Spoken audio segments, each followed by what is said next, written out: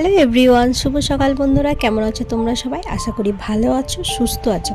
আর আমি দুদিন ভিডিও দিতে পারিনি, তার কারণ হচ্ছে আমার গলার অবস্থা একটু খারাপ ছিল, সে কারণে।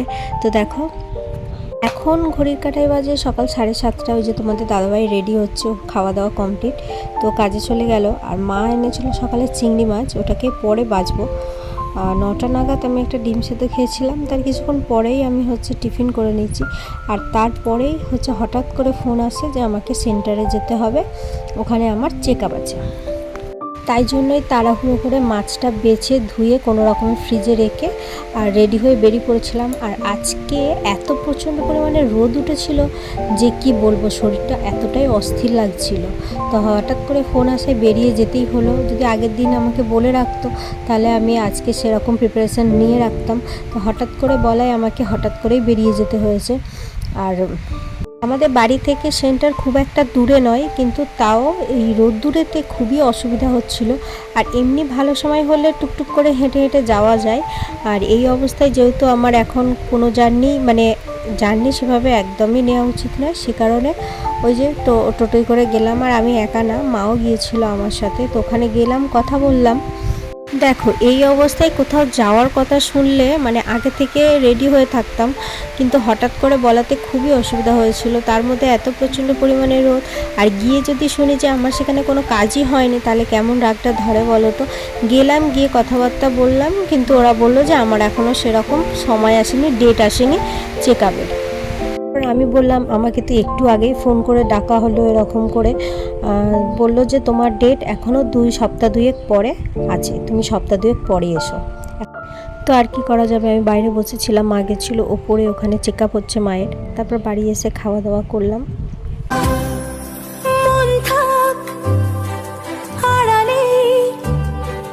মাঝে মাঝে ছুঁতে আসা,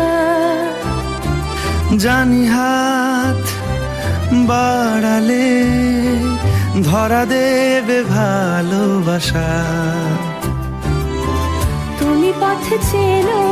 তারপরে বাড়িতে এলাম, বাড়িতে এসে স্নান করলাম, খাওয়া দাওয়া করলাম, করে একটুখানি বিছানায় পিঠটা দিয়েছি, কারেন্ট চলে গেছে। একে তো প্রচণ্ড গরম, তার উপরে কারেন্টটাও চলে গেছে, শুতে পারছি না। এমনিতে আমাদের ওপরেরটা টিনের ছাদ দেওয়া, আর যাদের টিনের ছাদ দেওয়া উপরে তারা জানে যে গরমের সময় বাড়ি কী পরিমাণে গরম হয়, এমনকি বিছানা পর্যন্ত গরম হয়ে যায়। তো তখন মনে মনে ভাবছি, বলি এখন যদি বৃষ্টিটা হতো বেশ ভালো হতো। তারপর থেকে সাথে সাথে মেঘ করে এলো, আর মেঘ হওয়ার সাথে সাথে বৃষ্টিটা হয়ে ওপরটা একটু ঠান্ডা হলো। তারপরে আমি একটু শুতে পারলাম, সাথে সাথে কারেন্ট চলে এসেছিলো। তাও ওইটুকু গরমেই আমাদের শরীর অস্থির হয়ে গিয়েছিল। তারপর বিকেলবেলা উঠলাম, উঠে জামা কাপড়গুলো সব গোছালাম। খুব খারাপ লাগছিল যে ভর দুপুরবেলা এই অবস্থায় ডেকে নিয়ে গেল, আর আমার কোনো কাজটাই হলো না। কাজটা হলে আমার যদি চেক আপটা হতো তাহলে বেশ ভালো হতো, কিন্তু চেক আপটা হলো না, শুধু শুধু ঘুরে আর ফিরে এলাম একটা শরীরের একটা জার্নি নিয়ে। আর জানো তো, আমাদের বাড়িতে কিন্তু কোনো বছরে বর্ষাতে এরকমভাবে শ্যাতলা পড়ে যায় না, স্লিপ হয় না। দেখো, জায়গাটা এত স্লিপ হয়ে গেছে, তোমার দাদাভাই জুতো খুলে খালি পায়ে আসছে আনন্দের সাথে, ওর আনন্দ হচ্ছে, কিন্তু আমাদের বেরোতে খুবই অসুবিধা হচ্ছে। ওকে বলছি সাবধানে আসো, আর ও সে বাচ্চাদের মতো খেলা করছে। তারপরে ও স্নান টান করলো, সন্ধ্যাবেলার দিকে একটু চা খেলাম, ওকেও দিলাম। আমি রুটিটা খেয়েছি, ওকে বিস্কুট দিয়েছি, একটু নিমকি নিয়েছি। তারপর রাতের খাওয়া দাওয়ার মধ্যে হয়েছিল ভাত রুটি দুটোই হয়েছিল। ভাতটা ও খাবে বলে, আর রুটিগুলো বাড়ির সবাই খাবে বলে হয়েছিল। খুব ইচ্ছা ছিল তোমাদের সাথে শেয়ার করব যে সেন্টারে গিয়ে কিভাবে চেক আপ করলো বা কী হয়েছিল, কিন্তু সেটা আর হলো না। তো আমাকে বললো যে সপ্তাহ 2 পরে যেতে, তো তখনই তোমাদের সাথে শেয়ার করব। আজকে শুধুমাত্র আমার শরীরে জার্নিটুকুই হয়েছে, অসুবিধা লাগছিল, কাজটা হলে হয়তো এতটা হতো না।